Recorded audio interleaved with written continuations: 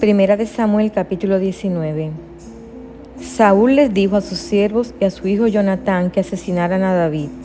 Pero Jonatán, debido a su profundo cariño por David, le contó acerca de los planes de su padre. Mañana por la mañana, lo previno, deberás encontrar un lugar donde esconderte en el campo.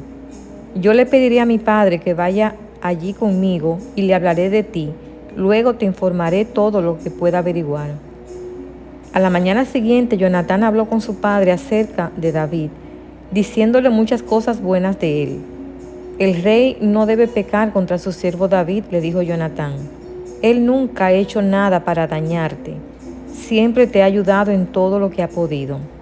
¿Te has olvidado de aquella vez cuando arriesgó su vida para matar al gigante filisteo y de cómo el Señor le dio como resultado una gran victoria a Israel?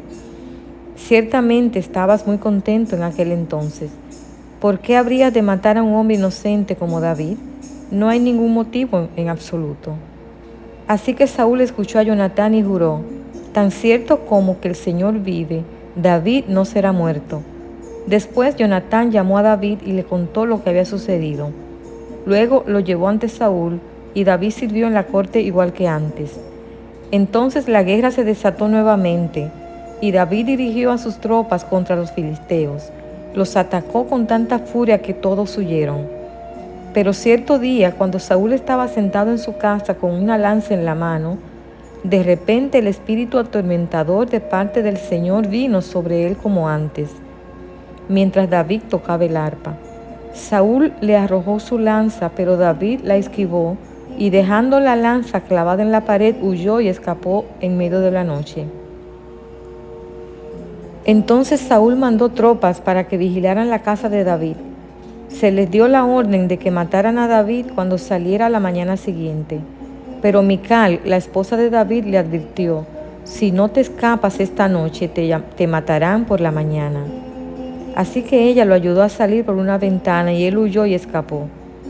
Luego ella tomó un ídolo y lo puso en la cama de su esposo, lo cubrió con mantas y puso un cojín de pelo de cabra sobre la cabeza. Cuando las tropas llegaron para arrestar a David, ella les dijo que estaba enfermo y que no podía levantarse de la cama. Pero Saúl envió las tropas de nuevo para prender a David y les ordenó: tráiganmelo con cama y todo para que lo mate. Pero cuando llegaron para llevarse a David, descubrieron que lo que estaba en la cama era solo un ídolo con un cojín de pelo de cabra en la cabeza.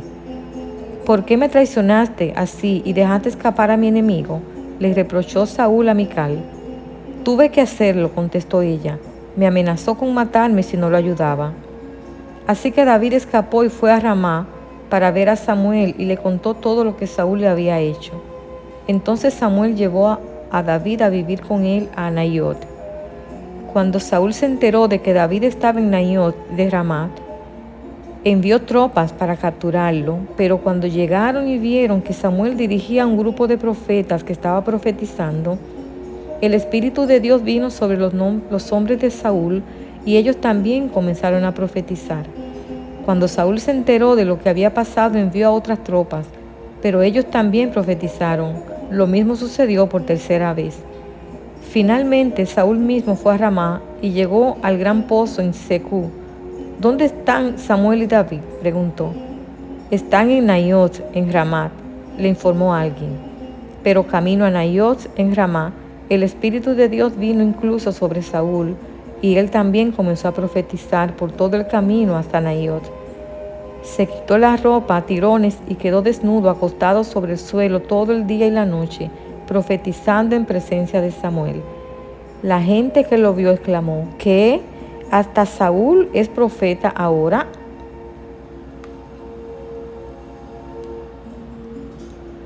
Saúl había mirado con sospechas. Este término expresa envidia porque no aguantaba rival y arde en los celos que produce. La envidia es de origen demoníaco, o sea, del maligno. Es también obra de la carne. Nótese que algunos manuscritos agregan aquí homicidios, y por cuanto Saúl entretenía fuertes sentimientos de envidia, hay toda práctica perversa en ello. Saúl ahora habla de matar a David. Sus planes de hacer caer en batalla no habían dado resultados. Sus relaciones interpersonales habían sido estropeadas por su paranoia, y en vez de ver el valor de David, lo miraba como una amenaza. Jonathan, en cambio, amaba a David. La palabra para se deleitaba es la misma para que apreciaba. Primero advierte a David, le avisa que hay peligro y que debe esconderse en el campo para que le interrogara a su padre a solas y luego le avisara. Se ve que Jonatán es sabio al presentar un argumento tripartidario.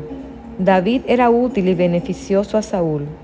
Este se había gozado en él, se había encendido la luz de su gozo. David era inocente. Sería un gran pecado dar muerte a un inocente. Saúl escuchó a Jonatán y vio que tenía razón. La palabra jurar, donde dice que Saúl juró que no moriría, tiene que ver con el número 7. Aparentemente el juramento se confirma con el sacrificio de 7 víctimas o el testimonio de 7 testigos, según Génesis 21:28. Esto nos enseña cuán serio es un juramento, y en este caso jura por Yahweh. Otra vez señala que no es pecado jurar sino fallar en el cumplimiento, según Deuteronomio 6:13 y Deuteronomio 23:21. Y Saúl ni se acuerda más adelante que había jurado que David no moriría.